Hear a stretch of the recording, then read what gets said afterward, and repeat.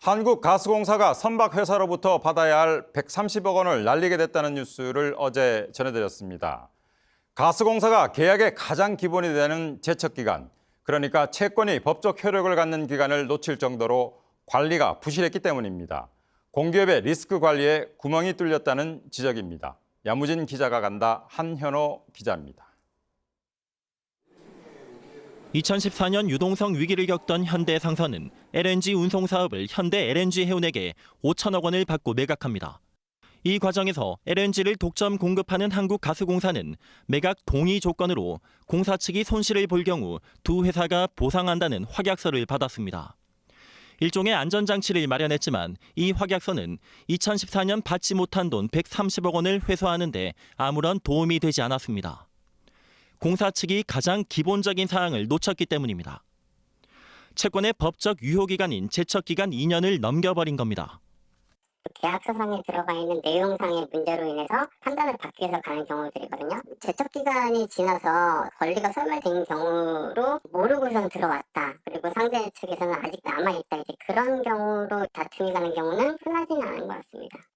당시 중재인단은 가스공사가 두 회사와의 협상 과정에서 이 돈에 대한 제척기간 논의는 전혀 없었던 것으로 판단했습니다.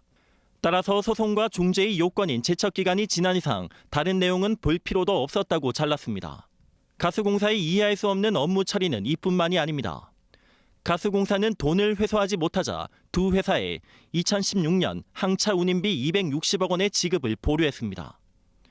못 받은 돈 130억 원에 대한 일종의 담보로 간주해 설정한 셈인데, 하지만 중재 결과 이 가운데 현대 LNG 해운에게는 운임비 140억 원에다 이자까지 붙여줘야 했습니다. 현대상선 측에 묶어둔 120억 원이 있지만 이마저도 중재 판정 이후 다시 지급을 요청한 상태입니다. 애초에 운송계약서를 꼼꼼히 살피고 대응했더라면 쓰지 않아도 될 중재비의 이자, 소송 비용까지 떠안게 된 셈입니다. 가스공사 측은 당시 담당 직원들에 대한 내부 감사에 착수했습니다. 의사결정 과정, 그다음에 그 적절한 시기에 우리가 소송을 제기 못한 그 이유, 그다음에 이렇게 패소될 수 있도록 된 시간을 지연한 이유, 그런 부분들에 대해서 상세히 살펴보고. 한 해 매출만 수십조에 달하는 거대 공기업인 한국가스공사.